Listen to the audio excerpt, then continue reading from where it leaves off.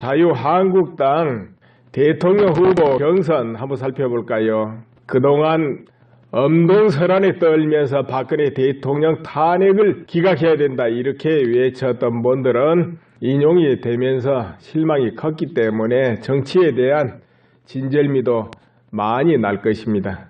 그런데 다음 대선은 어떻게 됐든 또 정치적인 영향이 어디에도 미치는 거 아닙니까? 그러다 보면은 박근혜 대통령의 거취와도 또 연관이 됩니다.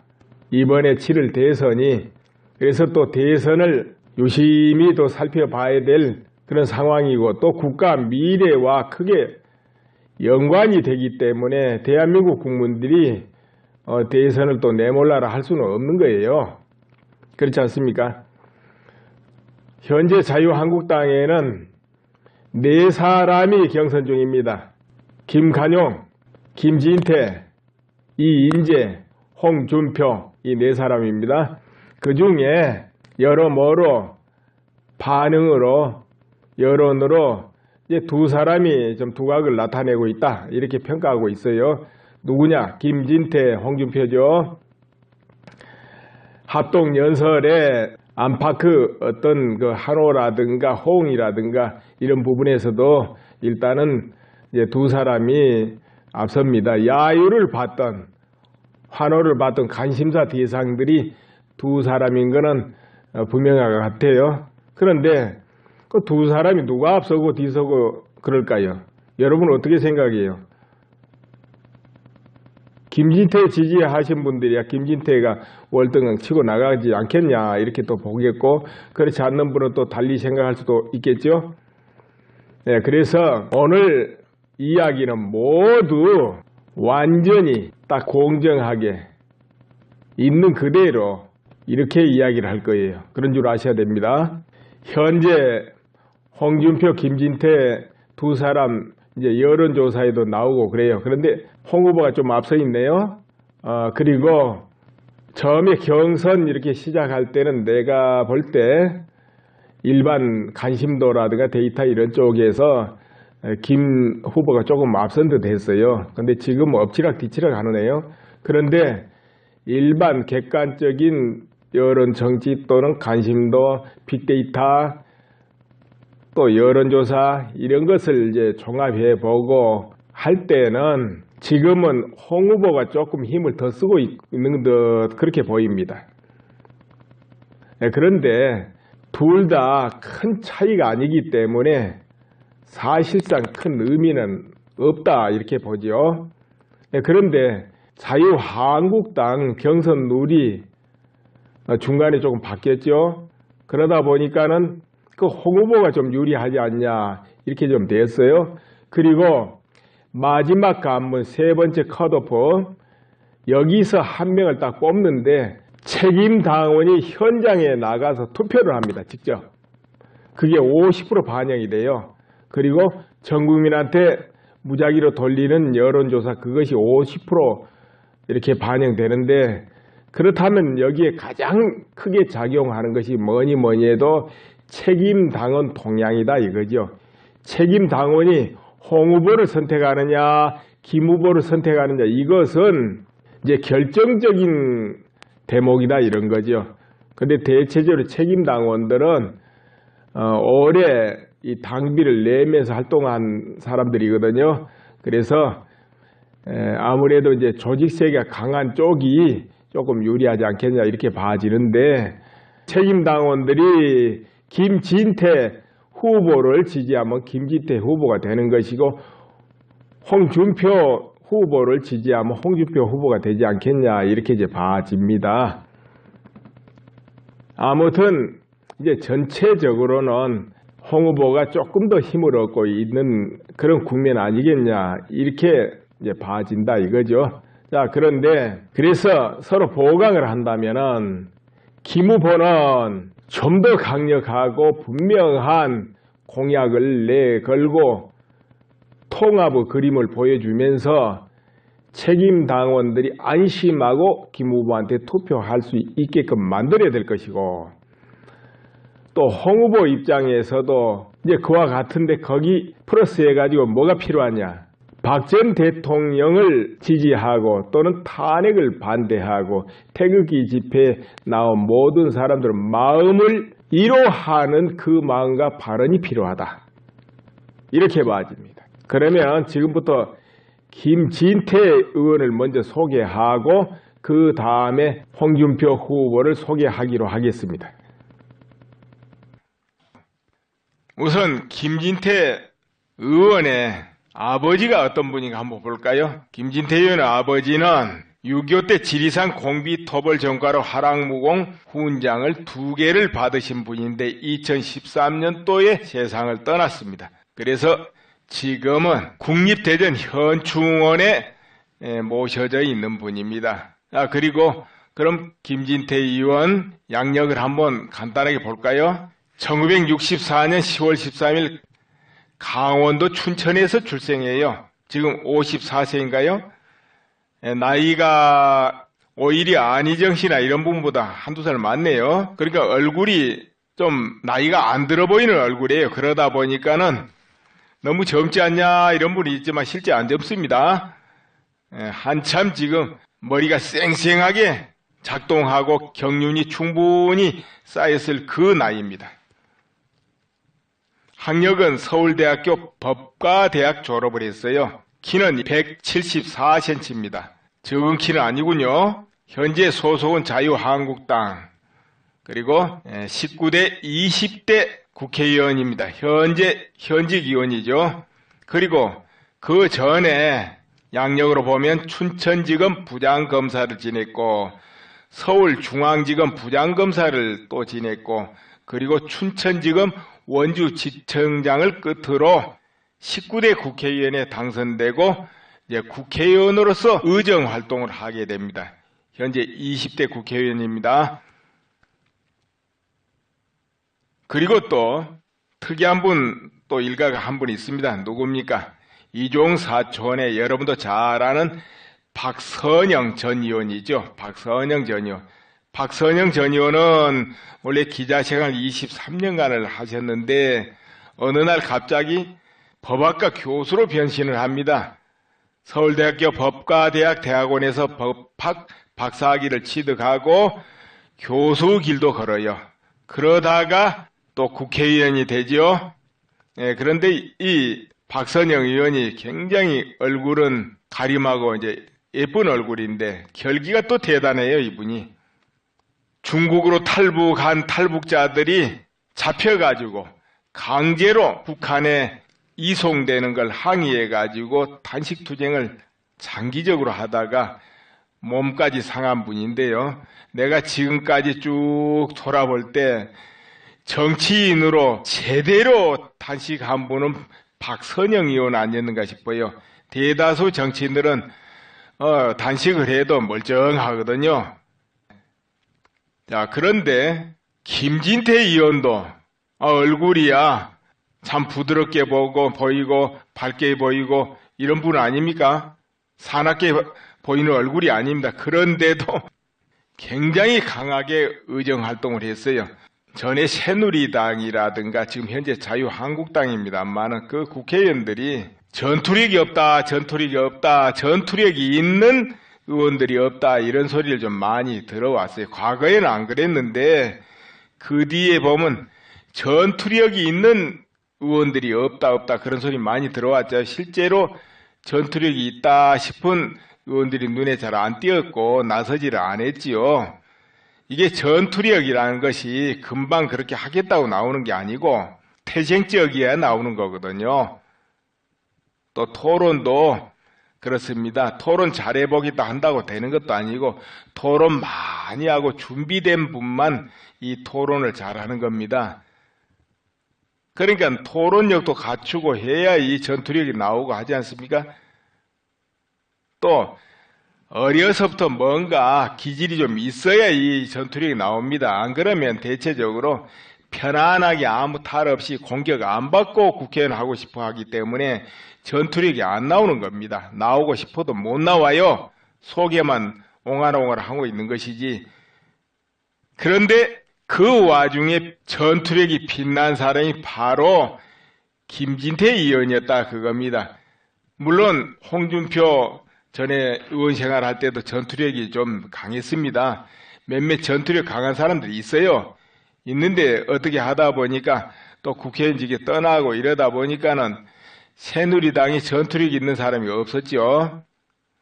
그런데 얼굴도 곱상한 김진태 의원이 아주 강성 전투력을 보여서 유일하게 욕도 많이 먹었지 않냐 싶어요. 그러니까 반대편에서 뭐라 하겠습니까? 강성 친박이다. 뭐 이런 소리를 이제 들었지 않겠습니까?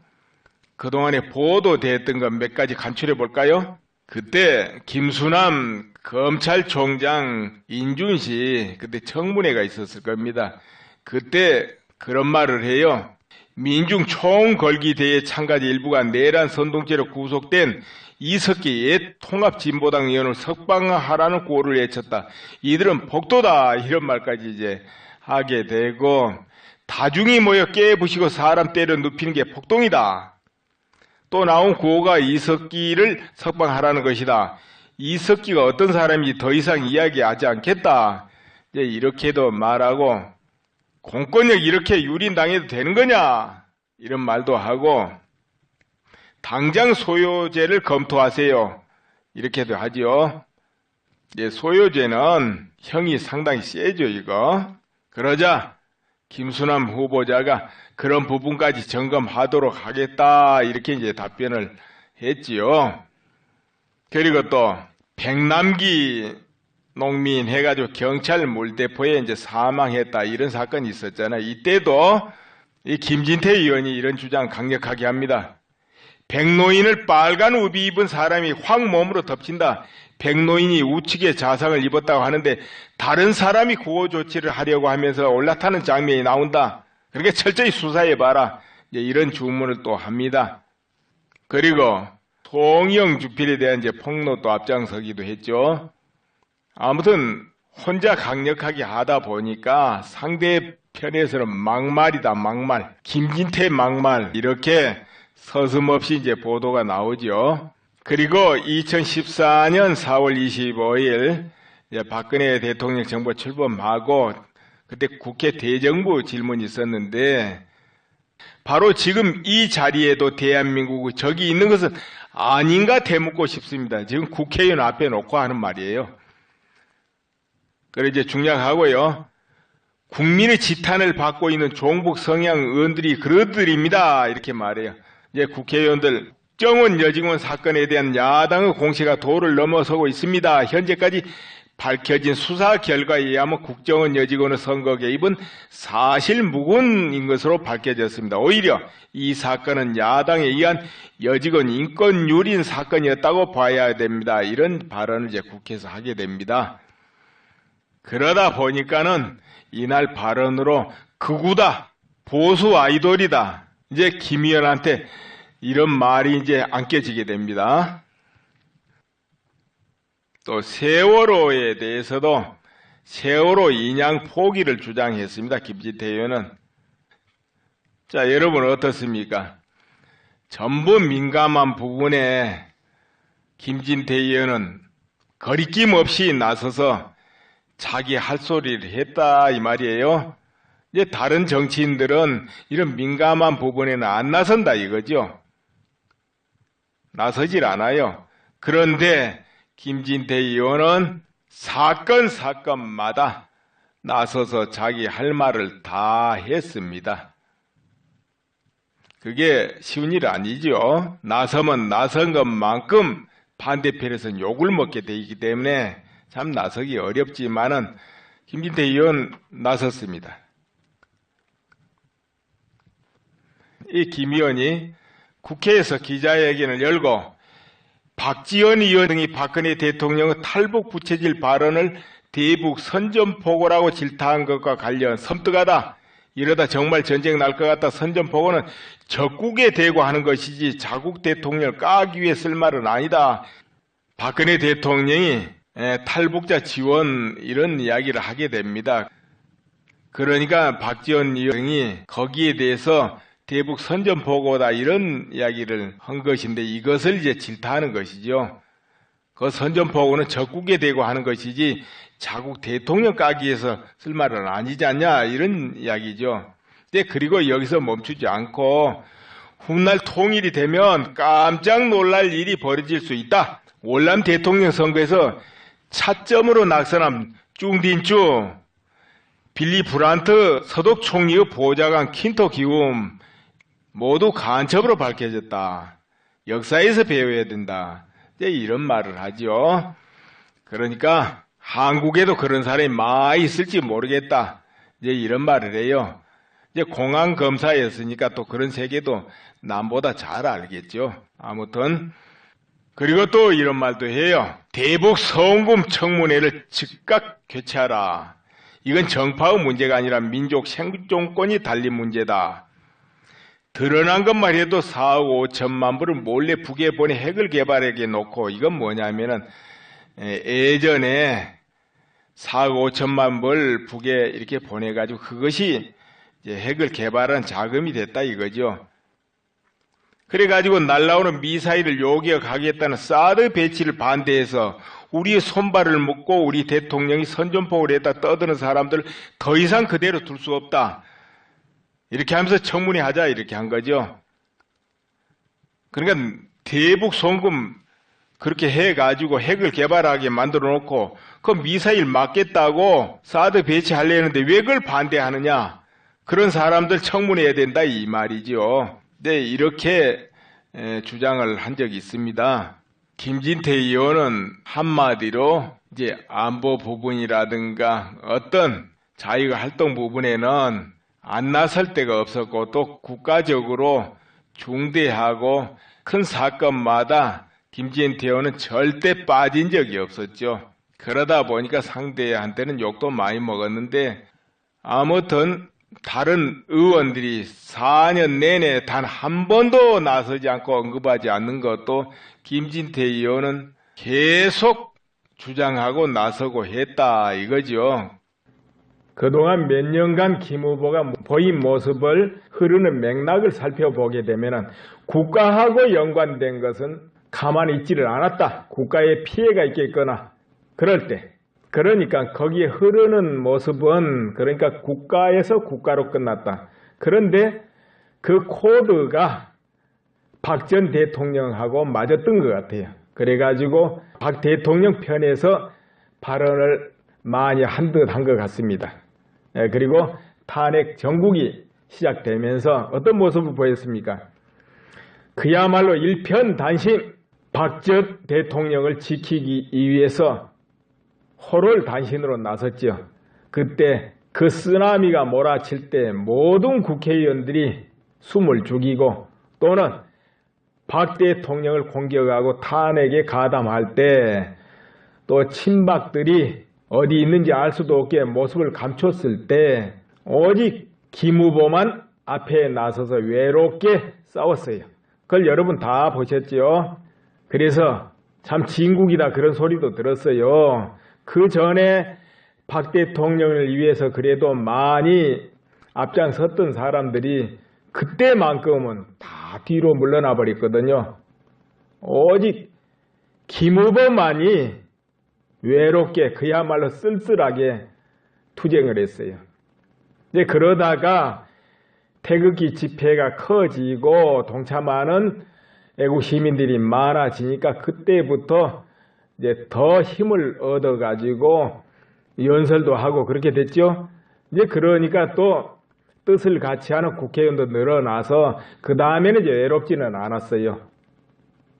이인재 의원이라든가 조원진 의원 뭐 이런 분들 윤상현 의원들 여러 사람들이 동참을 해주면서 그래도 그때는 외롭지 않았다.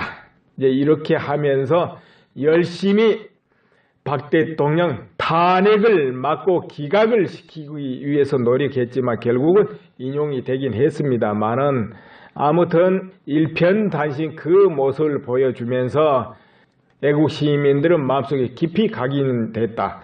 그런데 황교안 대행이 출마를 못하게 되면서 참 김 후보가 갑자기 나오게 된 것이죠.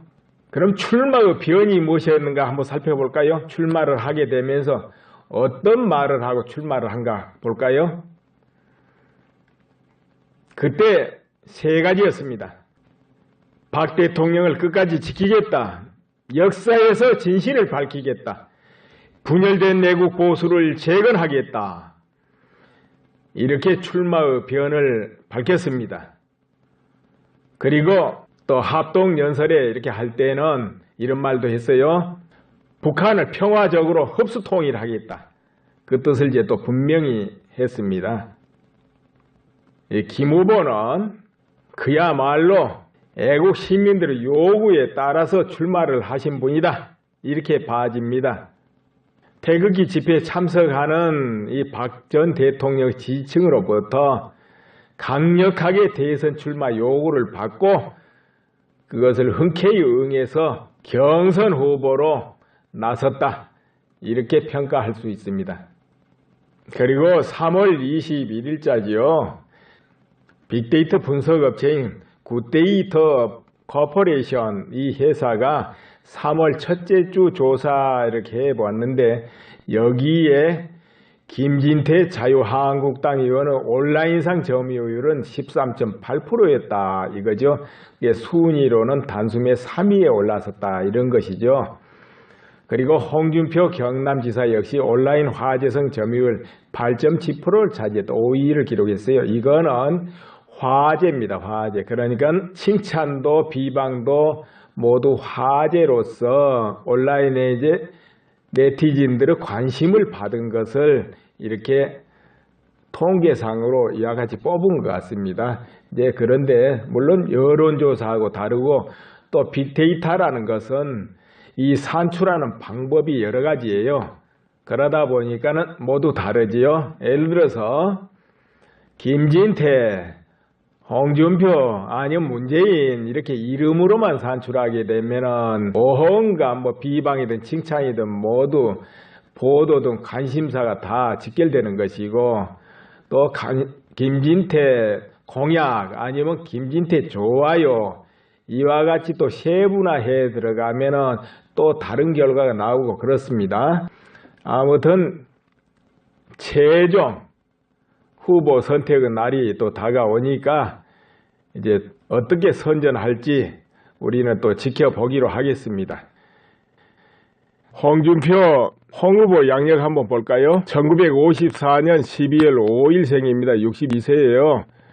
대한민국 경상남도 창녕군 남지읍 출생이네요.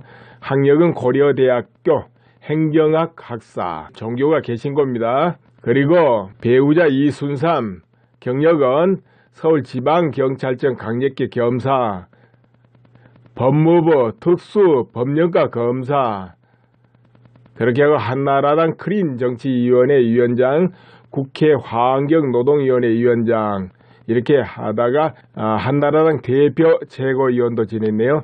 그리고 제35대 36대 경남도지사, 현재 경남도지사입니다. 군대는 육군 일병 소집 해제네요. 그러면은 홍준표 발언 이제 과거 거 놔두고 작년 것부터 한번 살펴보기로 하겠습니다. 예전에 전투력이 굉장히 이제 강했다 이런 평을 들었던 분입니다. 작년부터 한번 살펴볼까요? 성완종 리스트로 초심에서는 유죄 판결을 받았는데 고등법원에서 무죄 판결을 받았습니다. 무죄. 작년 5월 9일 이런 대화를 합니다. 대한민국 국민들은 절대로 힘을 한 곳에 몰아주지 않는다. 새누리당이 경선을 잘 짜서 역동적인 모습을 보여주면 정권 창출 기회가 올 수 있다 이런 말을 합니다. 이때 이제 탄핵 정부 그 전 이야기입니다. 근데 총선 패배에 대해서 어떤 시각을 갖고 있는가 볼까요? 김무성 전 대표와 친박의 공동 책임이다 이렇게 보고 있어요. 옥새 파동을 보고 총선 패배 결정적으로 예감했다는 거죠. 도장을 갖고 튀려면 일찍 튀어야지 자기 밥그릇 챙기고 난 후에야 그런 모습을 보여줬다. 이렇게 김 전 대표에 대해서 안 좋게 이야기를 한 부분이 있고 또 그리고 한편으로 친박 책임을 물었어요. 그러니까는 그때 총선 패배가 결국은 김무성 전 대표와 친박의 책임이다 이거죠. 그리고 이 탄핵 사태가 터진 후에 뭐라고 이야기했는가 볼까요? 박근혜 대통령에 대해서 이런 말을 합니다. 죽을 죄를 지은 것도 아니지 않느냐. 이때는 또 박근혜 대통령을 옹호하는 발언을 했네요. 이제 그때 박근혜 대통령이 미백 주사 맞았냐 태반 주사 맞았냐 여론이 굉장히 이제 안 좋을 때죠. 그런데 이 부분을 이렇게 말했네요. 청와대에서 대통령이 국민 세금으로 미백 주사 태반 주사를 맞았다면 국민적 분노를 사기에 충분한 부적절한 처신이라면서도 그러나 선택의 잘잘못을 떠나서 국민이 선출한 대통령입니다. 죽을 죄를 지은 것도 아니지 않습니까? 이제 이런 인터뷰를 했어요. 그리고 또 절차를 밟아 4월 말에 내려오겠다는데 굳이 머리채 잡고 바로 끌어내리겠다는 야당의 처사는 좀 과한 측면이 있지 않는가요? 이렇게도 이제 말한 적이 있습니다. 그리고 헌재 판결문이 나왔을 때 이렇게 또 말합니다. 판결문을 보니 주로 대통령 태도를 갖고 탄핵을 결정했거든요. 여론재판이었다 이거죠. 유죄가 확정되기 하나도 없는 판에 탄핵을 받아들인 것은 결국 광장의 촛불 영향이 아니었나 그런 느낌을 받습니다. 사법적 결정하기에는 자료가 너무 없었다. 그래서 여론을 통한 결정을 할 수밖에 없었다. 그런 생각을 갖습니다.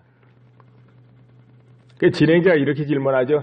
절차상 수사가 진행되고 유무죄가 결정된 이후에 탄핵 결정이 내려졌어야 됐다. 이런 말씀으로 들리는군요. 이렇게 하니까 홍준표 원래는 그렇죠. 헌재가 심판할 자료가 없으니까 결국 박 대통령이 수사와 재판에 임하는 태도를 가지고 괘씸죄를 적용해서 탄핵했다. 제가 보기엔 부끄러운 판결문으로 보입니다. 홍준표 씨가 이제 정의를 한 것 같아요. 그러니까 여기서 볼 때 홍준표 씨는 탄핵에 관해서는 부정적이다. 이렇게 이제 말하는 것이죠. 자, 여기까지는 또 그러는데 홍준표 씨가 고등법원 무죄 판결 나오고 그 뒤로 인터뷰를 많이 했습니다. 그때 바로 이제 태극기 집회가 한참 무르익을 때죠. 그럴 때 홍준표 씨가 탄핵에 관해서 또는 태극기 집회에 가서 이런 우호적인 발언이 있을까 많은 사람이 기대를 좀 했을 거예요. 그러나 태극기 집회라든가 어떤 박근혜 대통령에 대한 친박의 활동이라든가 그런 데는 우호적인 발언이 전혀 나오질 않았던 것 같아요. 그러니까 태극기 집회 참석자들이 상당히 그때부터 실망을 하기 시작하죠.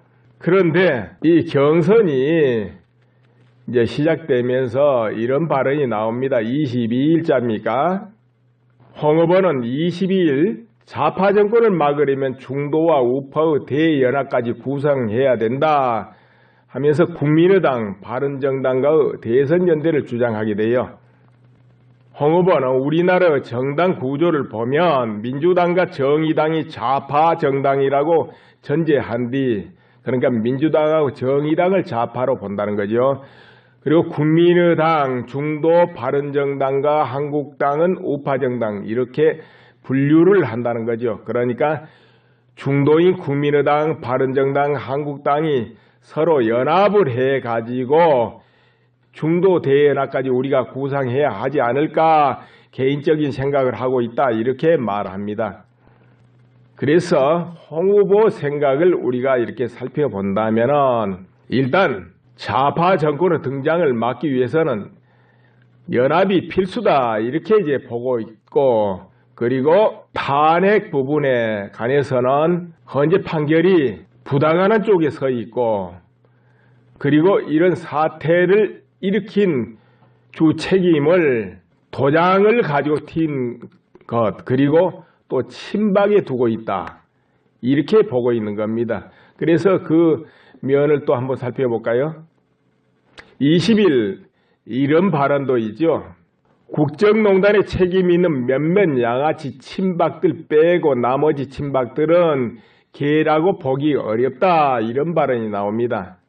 그러니까 이날 이제 SBS 라디오에 나와서 한 말인데, 박근혜 정부가 소멸됐는데 어떻게 친박이라고 할 수 있겠냐. 그러니까 친박계는 이제 이미 소멸됐다, 이 말이죠.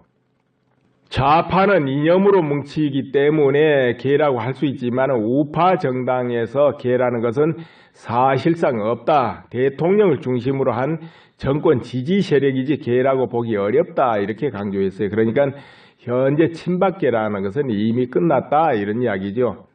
몇몇 친박들 빼고는, 그 표현을 또 양아치 친박 이렇게 했어요. 홍 후보가 원래 좀 발언이 거칠죠. 그러다 보니까 이렇게 나오니까 이게 전부 합해지다 보니까 태극기 집회에 나오고 이런 분들 지금 홍 후보에 대한 인식이 갑자기 이제 많이 나빠져 버린 요인이 아니었겠냐, 이렇게 봐집니다.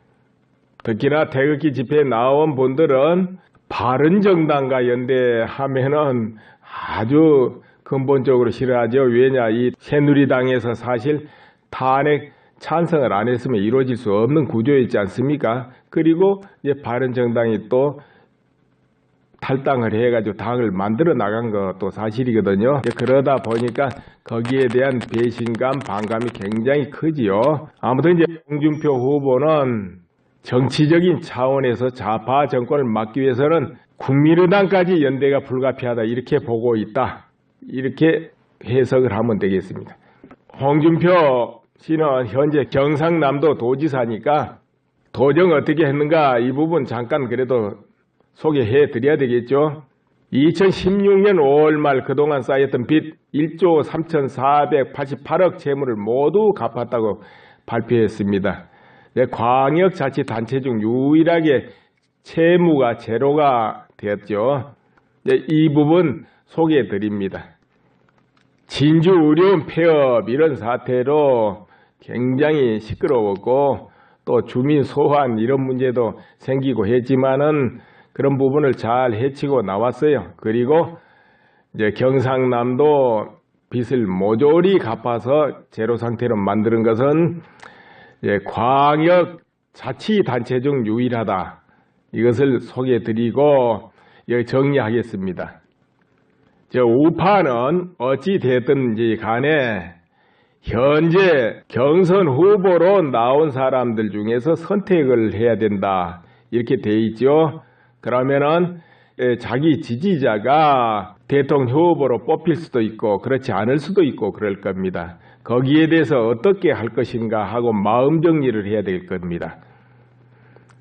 이제 가장 중요한 것은 경선 후보에 누가 당선되느냐, 이보다 더 중요한 게 있는데 최종 대통령에 누가 당선되느냐입니다. 이것이 결정적으로 국가와 그 외에 여러 곳에 영향을 미칠 거예요. 새로 창당한다는 새누리당에도 영향을 미치고 곳곳에 영향을 미치겠죠. 태극기 집회는 말할 거 없고 박근혜 전 대통령에게도 말할 거 없는 겁니다. 그래서 여기서 현명한 판단을 내려야 된다. 누가 경선 후보로 뽑히든 일치 단결을 하면은 좋을 것이고 그렇지 못하면은 힘들 것이고 이렇게 본다는 것이고, 그리고 또 야든 여든 투표율이 모든 걸 좌우하지 않겠냐. 투표율, 야권 지지자들이 투표율이 높아지면은 그들이 유리하고 우파 지지자들 투표율이 결정적으로 높다면은 또 그쪽에서 유리하고 이렇게 되지 않겠나, 이렇게 본다 이거예요. 그 여러분은 어떻게 하시겠습니까? 여러분은 어떤 판단을 하시겠습니까?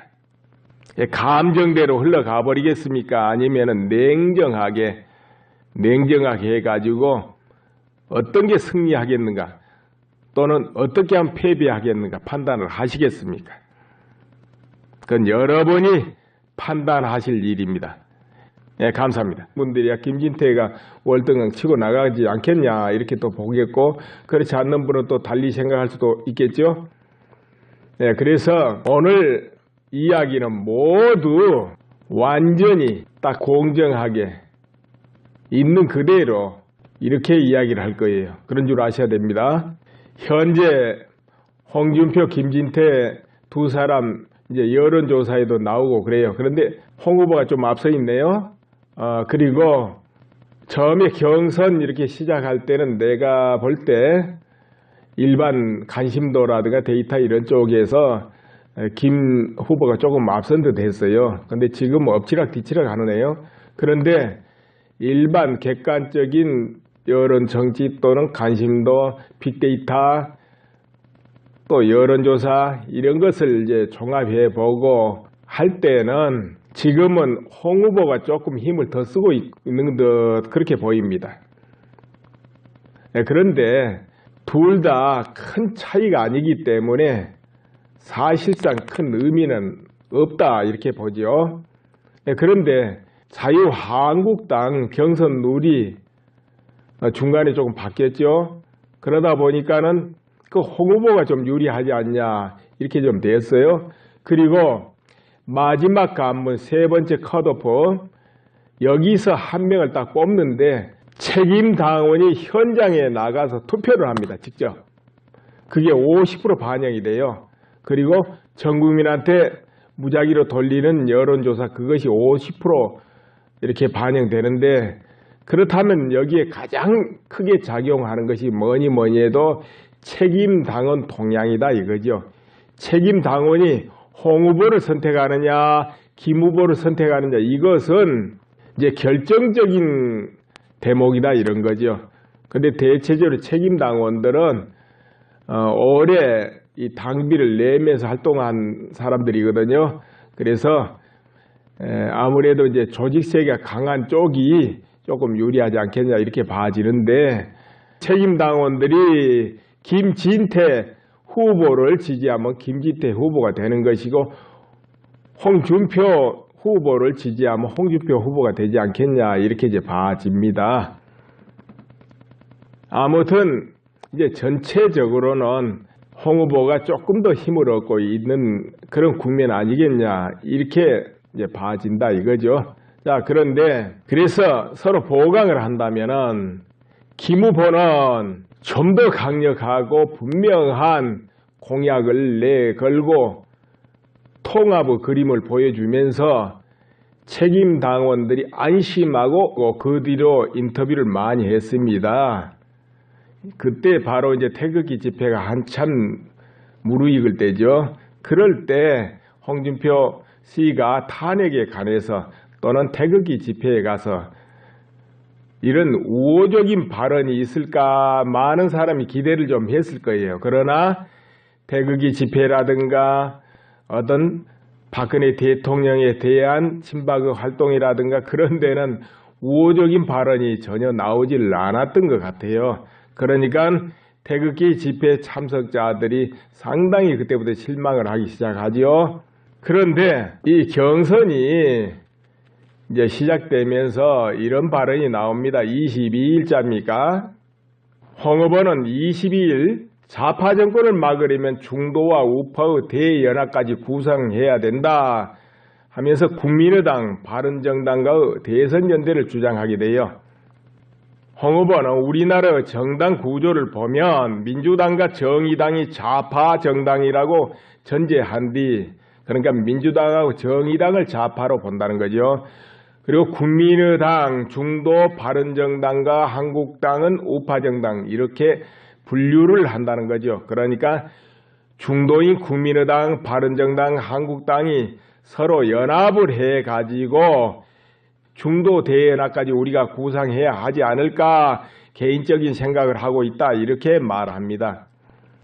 그래서 홍 후보 생각을 우리가 이렇게 살펴본다면 일단 좌파 정권의 등장을 막기 위해서는 연합이 필수다 이렇게 이제 보고 있고, 그리고 탄핵 부분에 관해서는 헌재 판결이 부당하는 쪽에 서 있고, 그리고 이런 사태를 일으킨 주 책임을 도장을 가지고 튄 것, 그리고 또 친박에 두고 있다 이렇게 보고 있는 겁니다. 그래서 그 면을 또 한번 살펴볼까요?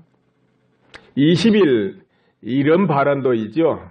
국정농단에 책임 있는 몇몇 양아치 친박들 빼고 나머지 친박들은 개라고 보기 어렵다, 이런 발언이 나옵니다. 그러니까 이날 이제 SBS 라디오에 나와서 한 말인데, 박근혜 정부가 소멸됐는데 어떻게 친박이라고 할 수 있겠냐. 그러니까 친박계는 이제 이미 소멸됐다, 이 말이죠.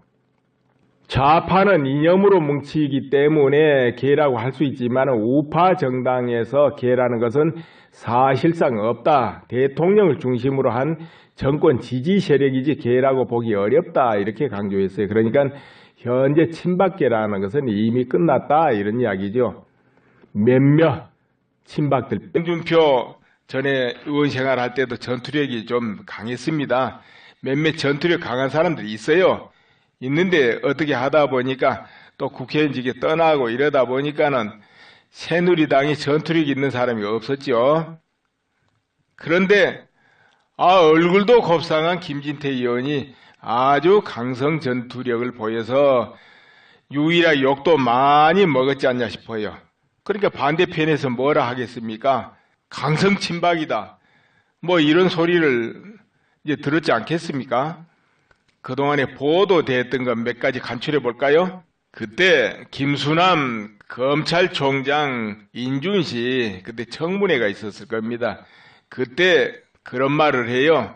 민중 총걸기대회 참가자 일부가 내란 선동죄로 구속된 이석기 옛 통합진보당 의원을 석방하라는 구호를 외쳤다.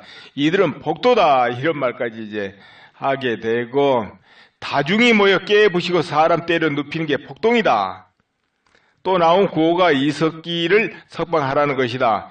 이석기가 어떤 사람인지 더 이상 이야기하지 않겠다, 이제 이렇게도 말하고, 공권력 이렇게 유린당해도 되는 거냐, 이런 말도 하고, 당장 소요죄를 검토하세요, 이렇게도 하죠. 소요죄는 형이 상당히 세죠, 이거. 그러자 김수남 후보자가 그런 부분까지 점검하도록 하겠다, 이렇게 이제 답변을 했지요. 그리고 또 백남기 농민 해가지고 경찰 물대포에 이제 사망했다, 이런 사건이 있었잖아요. 이때도 이 김진태 의원이 이런 주장 강력하게 합니다. 백노인을 빨간 우비 입은 사람이 확 몸으로 덮친다.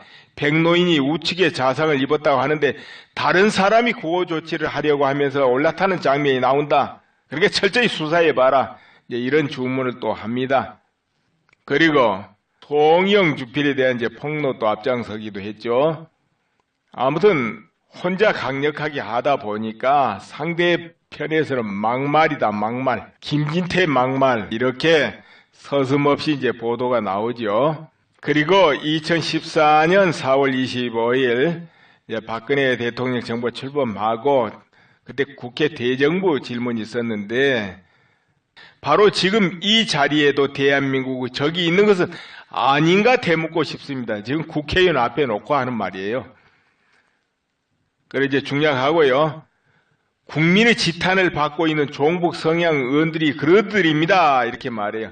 이제 국회의원들, 국정원 여직원 사건에 대한 야당의 공세가 도를 넘어서고 있습니다. 현재까지 밝혀진 수사 결과에 의하면 국정원 여직원은 대통령을 중심으로 한 정권 지지 세력이지 개라고 보기 어렵다, 이렇게 강조했어요. 그러니까 현재 친박계라는 것은 이미 끝났다, 이런 이야기죠. 몇몇 친박들 빼고는, 그 표현을 또 양아치 친박 이렇게 했어요. 홍 후보가 원래 좀 발언이 거칠죠. 그러다 보니까 이렇게 나오니까 이게 전부 합해지다 보니까 태극기 집회에 나오고 이런 분들 지금 홍 후보에 대한 인식이 갑자기 이제 많이 나빠져 버린 요인이 아니었겠냐, 이렇게 봐집니다. 특히나 태극기 집회에 나온 분들은 바른정당과 연대하면은 아주 근본적으로 싫어하죠. 왜냐, 이 새누리당에서 사실 탄핵 찬성을 안 했으면 이루어질 수 없는 구조였지 않습니까? 그리고 이제 바른정당이 또 탈당을 해가지고 당을 만들어 나간 것도 사실이거든요. 그러다 보니까 거기에 대한 배신감, 반감이 굉장히 크지요. 아무튼 이제 홍준표 후보는 정치적인 차원에서 좌파 정권을 막기 위해서는 국민의당까지 연대가 불가피하다, 이렇게 보고 있다, 이렇게 해석을 하면 되겠습니다. 홍준표 씨는 현재 경상남도 도지사니까 도정 어떻게 했는가 이 부분 잠깐 그래도 소개해 드려야 되겠죠. 2016년 5월 말 그동안 쌓였던 빚 1조 3,488억 채무를 모두 갚았다고 발표했습니다. 광역자치단체 중 유일하게 채무가 제로가 되었죠. 이 부분 소개해 드립니다. 진주 의료원 폐업 이런 사태로 굉장히 시끄러웠고 또 주민 소환 이런 문제도 생기고 했지만은 그런 부분을 잘 해치고 나왔어요. 그리고 이제 경상남도 빚을 모조리 갚아서 제로 상태로 만드는 것은 광역 자치단체 중 유일하다. 이것을 소개해 드리고 정리하겠습니다. 우파는 어찌 됐든지 간에 현재 경선 후보로 나온 사람들 중에서 선택을 해야 된다. 이렇게 돼 있죠.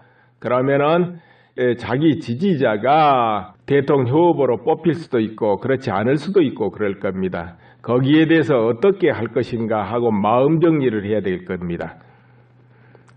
이제 가장 중요한 것은 경선 후보에 누가 당선되느냐 이보다 더 중요한 게 있는데 최종 대통령에 누가 당선되느냐입니다. 이것이 결정적으로 국가와 그 외에 여러 곳에 영향을 미칠 거예요. 새로 창당한다는 새누리당에도 영향을 미치고 곳곳에 영향을.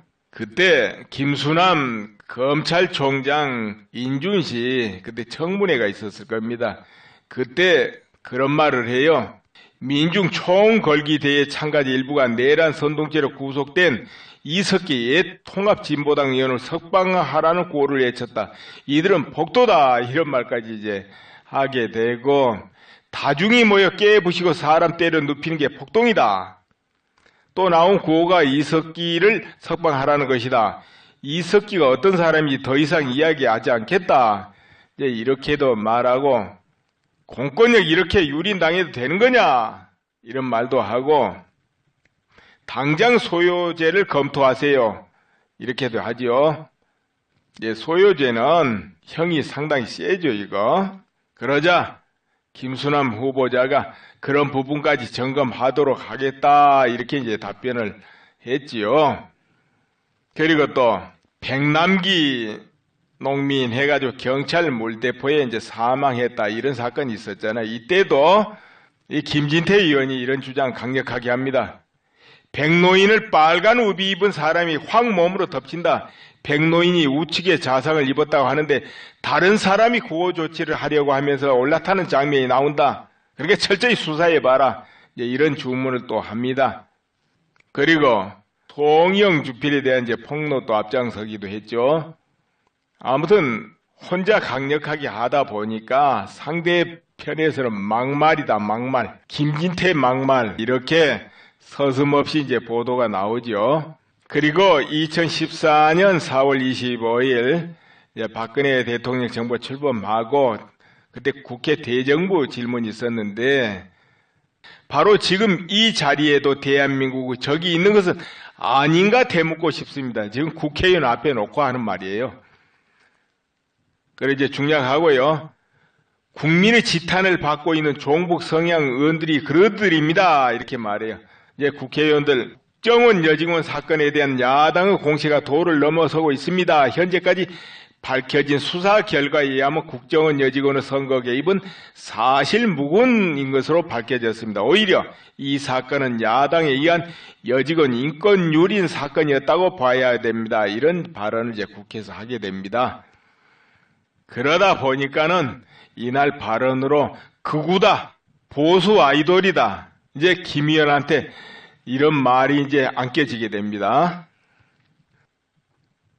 또 세월호에 대해서도 세월호 인양 포기를 주장했습니다. 김진태 의원은.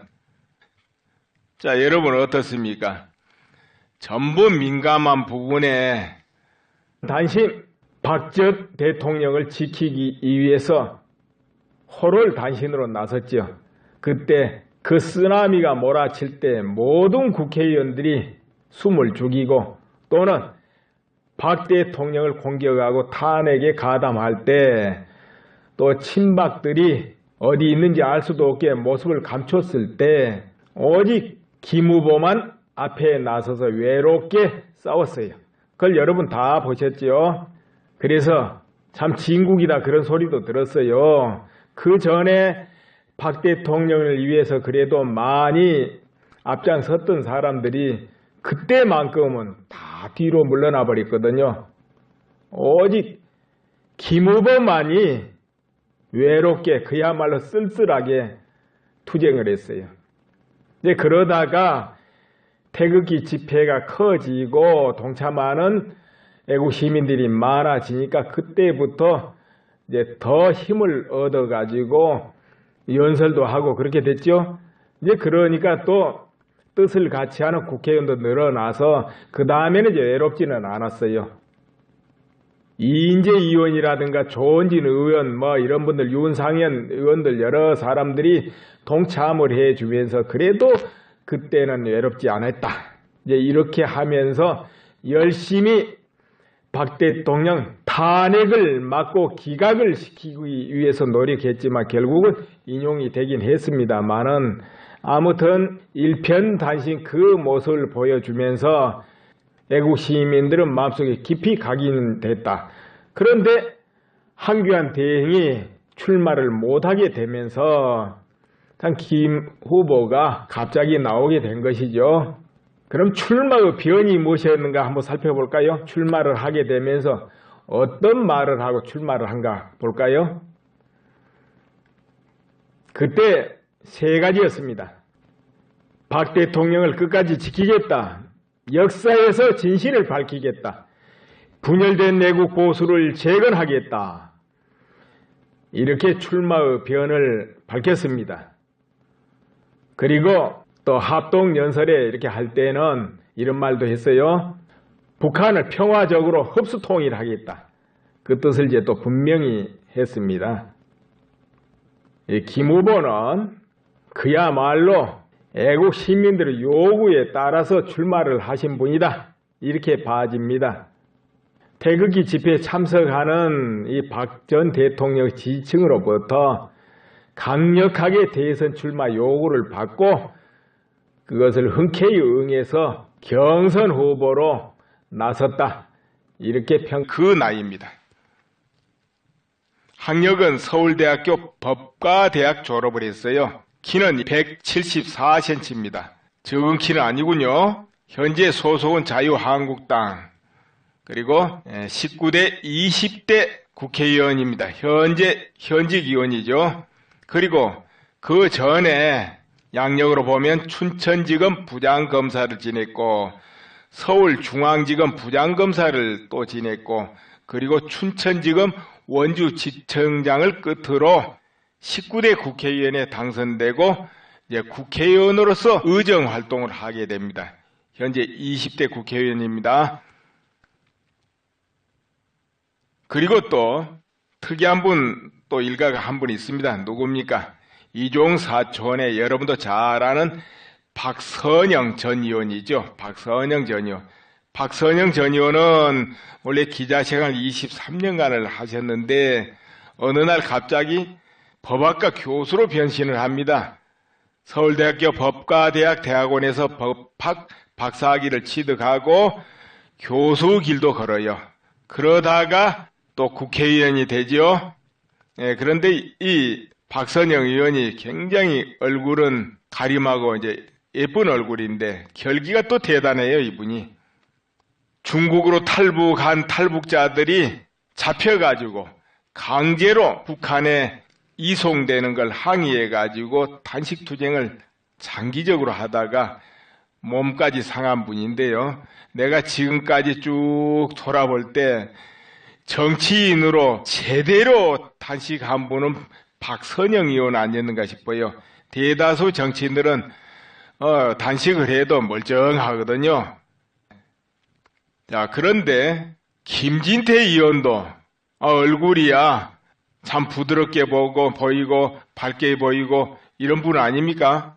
사납게 보이는 얼굴이 아닙니다. 그런데도 굉장히 강하게 의정활동을 했어요. 전에 새누리당이라든가 지금 현재 자유한국당입니다만 그 국회의원들이 전투력이 없다, 전투력이 없다, 전투력이 있는 의원들이 없다 이런 소리를 좀 많이 들어왔어요. 과거에는 안 그랬는데 그 뒤에 보면 전투력이 있는 의원들이 없다 그런 소리 많이 들어왔죠. 실제로 전투력이 있다 싶은 의원들이 눈에 잘 안 띄었고 나서지를 안 했지요. 이게 전투력이라는 것이 금방 그렇게 하겠다고 나오는 게 아니고 태생적이어야 나오는 거거든요. 또 토론도 그렇습니다. 토론 잘해보겠다 한다고 되는 것도 아니고 토론 많이 하고 준비된 분만 이 토론을 잘하고 또는 탄핵을 반대하고 태극기 집회에 나온 모든 사람들은 마음을 이로하는 그 마음과 발언이 필요하다. 이렇게 봐집니다. 그러면 지금부터 김진태 의원을 먼저 소개하고 그 다음에 홍준표 후보를 소개하기로 하겠습니다. 우선 김진태 의원의 아버지가 어떤 분인가 한번 볼까요? 김진태 의원의 아버지는 6.25 때 지리산 공비토벌 전과로 하락무공 훈장을 2개를 받으신 분인데 2013년도에 세상을 떠났습니다. 그래서 지금은 국립대전 현충원에 모셔져 있는 분입니다. 그리고 그럼 김진태 의원 양력을 한번 간단하게 볼까요? 1964년 10월 13일 강원도 춘천에서 출생해요. 지금 54세인가요? 나이가 오히려 안희정 씨나 이런 분보다 한두 살 많네요. 그러니까 얼굴이 좀 나이가 안 들어 보이는 얼굴이에요. 그러다 보니까는 너무 젊지 않냐 이런 분이 있지만 실제 안 젊습니다. 한참 지금 머리가 쌩쌩하게 작동하고 경륜이 충분히 쌓였을 그 나이입니다. 학력은 서울대학교 법과대학 졸업을 했어요. 키는 174cm입니다. 적은 키는 아니군요. 현재 소속은 자유한국당 그리고 19대 20대 국회의원입니다. 현직 의원이죠. 그리고 그 전에 양력으로 보면 춘천지검 부장검사를 지냈고 서울중앙지검 부장검사를 또 지냈고 그리고 춘천지검 원주지청장을 끝으로 19대 국회의원에 당선되고 이제 국회의원으로서 의정활동을 하게 됩니다. 현재 20대 국회의원입니다. 그리고 또 특이한 분 또 일가가 한 분 있습니다. 누굽니까? 이종 사촌의 여러분도 잘 아는 박선영 전 의원이죠. 박선영 전 의원.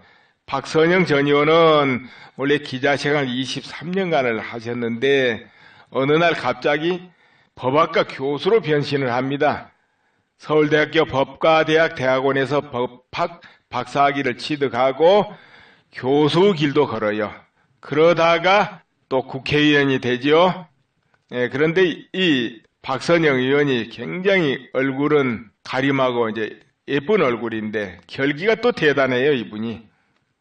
중국으로 탈북한 탈북자들이 잡혀가지고 강제로 북한에 이송되는 걸 항의해가지고 단식투쟁을 장기적으로 하다가